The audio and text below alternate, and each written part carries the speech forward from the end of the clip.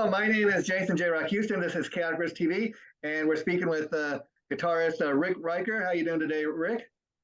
I'm excellent. How are you doing? Yeah, I was interested in your publicist. Sent me a little press release on you. I gotta be honest, never heard of you, but I'm quite impressed what I've learned in prepping for the interview today. I guess a great place would be to.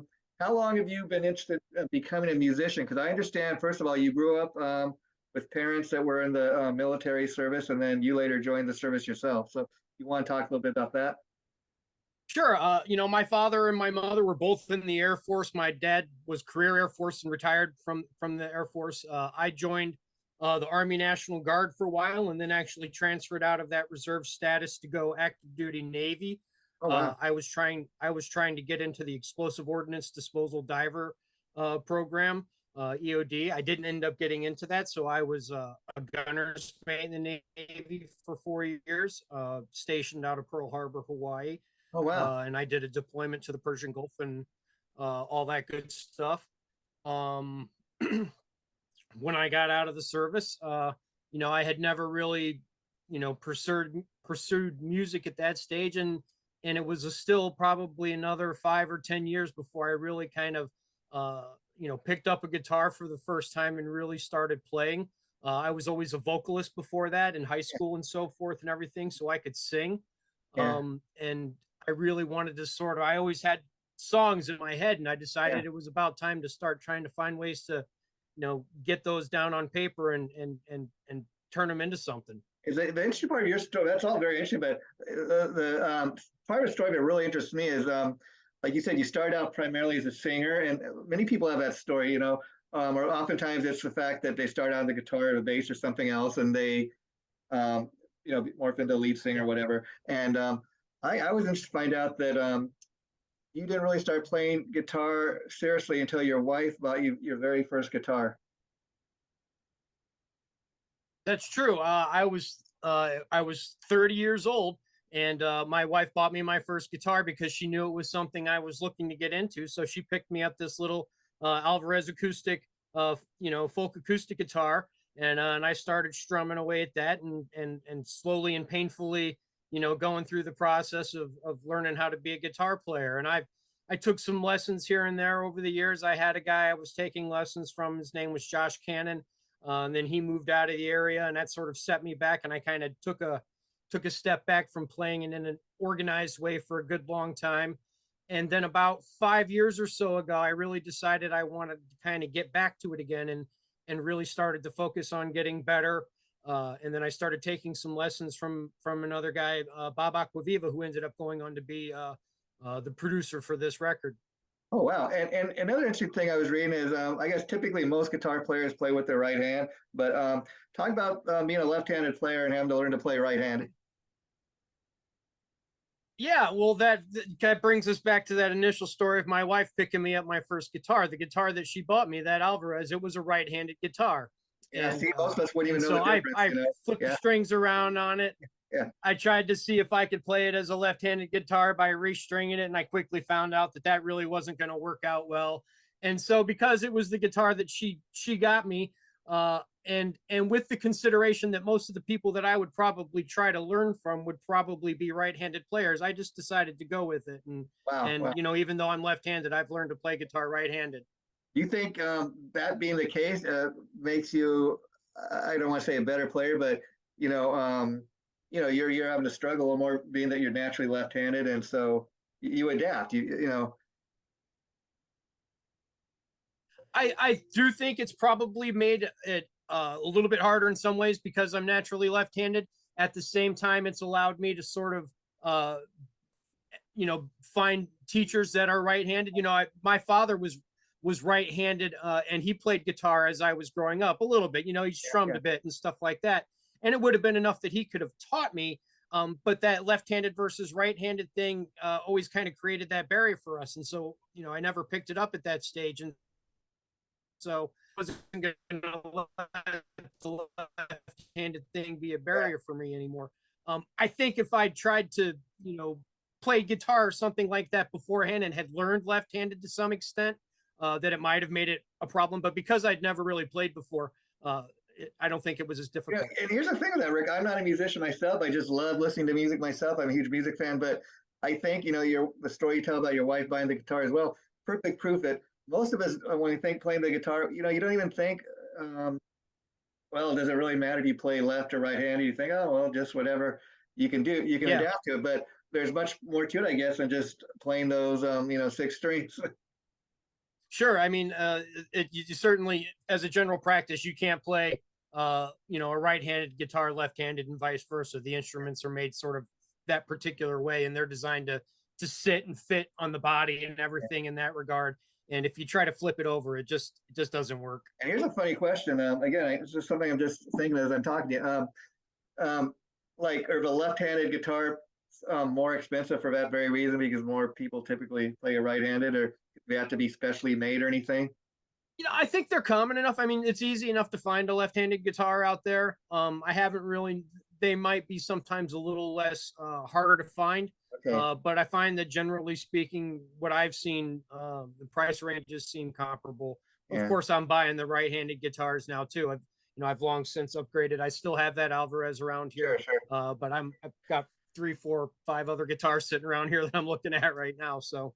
Yeah, that's pretty cool. And so, when you were first starting out in music and you were playing in bands early on, I was kind of curious.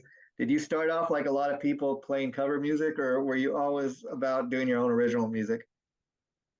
Sure, cover music, of course, yeah. I mean, as many people, I was playing some cover Hey, get your music and start, and right? doing Yeah, what's that? that's how you get your start, right? Yeah. Yeah, I mean, you kind of almost have to in many ways, unless you come out right out of the gate and you've got a whole, a repertoire of original stuff that you want to come out with. You're also trying to you've got to play to the crowds a little bit like that, especially when you're first trying to come out as a musician and develop a reputation. You want to play some familiar stuff, and then you work your stuff into, and when it's well received, you play it more. Yeah, yeah, yeah. And and there's a reason for that because a lot of times when you're starting out, if you just put out a new album, it's all original material. A lot of people they haven't heard all the songs necessarily yet, so it's a great way to playing tunes that everybody's heard. So now I did listen to some of the tunes in prepping for the interview. I loved really. Let's see not going to matter to me. That's a real kind of pop friendly, radio friendly tune. I could see it Mhm. having a potential hit with that radio with that. So let's talk a little bit about that song. Yeah, it's kind of a song that takes a look at, a kind of a, it's a little bit of a fatalistic approach at life a little bit. There's a lot of things that you're going to go through and do, Uh, and good choices and bad choices that you can make, and along the way, in a lot of respects it's not going to matter. And so you can kind of don't let the barriers that might hold you back and also make you afraid keep you from doing it, because in the end those things aren't going to make a difference. And so you might as well just go ahead and go after what you're going to go after. And that's sort of a recurring message throughout the course of this record, yeah, is and another perseverance and yeah, going for another things. song I enjoyed, "Sword and Stone." I mean, Yep. both these songs, what I like about them, guitar driven, obviously, and I don't know if it's the way the song is written or what, but the vocals along with the guitar, they just mesh so well together, and that's something I think is very hard to do. Yeah, thank you. We worked hard, with the producer and with the instrumentation and the vocals and how we wanted to kind of put that together. We're kind of going for this feel that kind of draws you into this idea of being in this other world, almost kind of a thought. And I thought it came together really nicely. And would you say since you've been a guitar player, would you say that's improved your songwriting? Because I would think, a lot of people can write lyrics and stuff and just sing the songs, but I think it takes to another level when you're part of instrumentation, and like I said, the guitar parts, like in this case, the stuff is really guitar driven. Whereas if somebody else was doing the guitar work, it'd be a very different song maybe. Sure, it's very, great, because you start to really, one, not only do you start to develop a better understanding of the structure of music, right, the chords and everything that sort of combines it, but you get a better feeling for the layering that starts to go on with the music. You're not just thinking music and, voice Yeah, and instrument single, as a guitar player. You're yeah. thinking about the drums, and you're thinking about other aspects that you're going to weave into the song in order to give it that feel that you want. And that really makes it's rewarding to start to be able to put all that together. Oh, sure, sure. And so let's talk a little bit about the new album. Where can people get it? It's first and foremost, it's available on Bandcamp if people are looking for physical CD copies. I don't have it available on vinyl at this time. It's Okay. also available digitally for streaming purchase there on basically any platform that you could think of. All, you know, the iTunes, Amazon, it's Spotify. It's available to stream from all of those platforms, and it's available Let's locally be if honest. anyone's. Let's be honest. CD is as old school as it gets, but I like that. I'm an old school guy. I mean, maybe it has something to do with my age, but I still love having a physical CD in my hand, looking at Well, the. it's, if nothing else, it's a great tool to have on you, right? You can say, here, if you don't have a CD, if you have a CD player, here's a copy right here. You can take a look Yeah, at it, and if you like it, you can.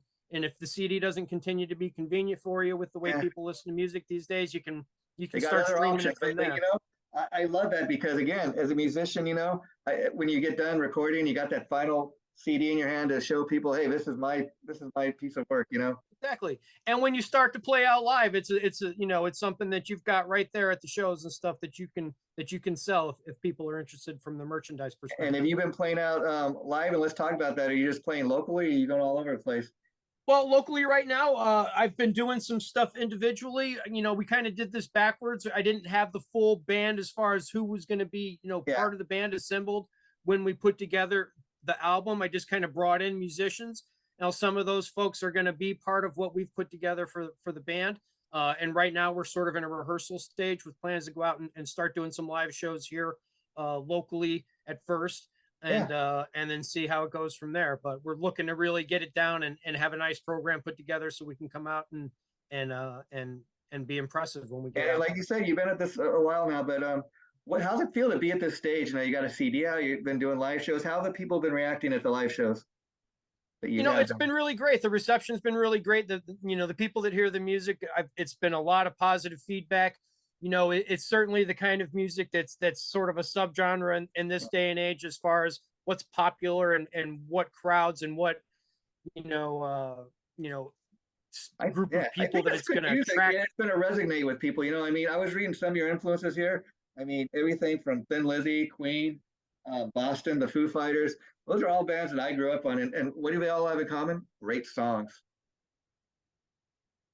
And so, Exactly. You know, if it's and there's songs that transfer emotion, and yeah, there's songs that often transfer, you know, there's storytelling songs as well. And I really have an appreciation for songs that can really convey emotion and yeah. can really kind of tell a story. And when you can combine those elements in music, I think you really have something there. That's what I love about your music. They're great storytelling, great songwriting. I mean, yeah, I could see a guy like you being influenced by a band like Queen. I mean, who wasn't influenced by Queen, right? But that's why Brian and Roger are still able to go out with Adam Right. Lambert and perform those songs.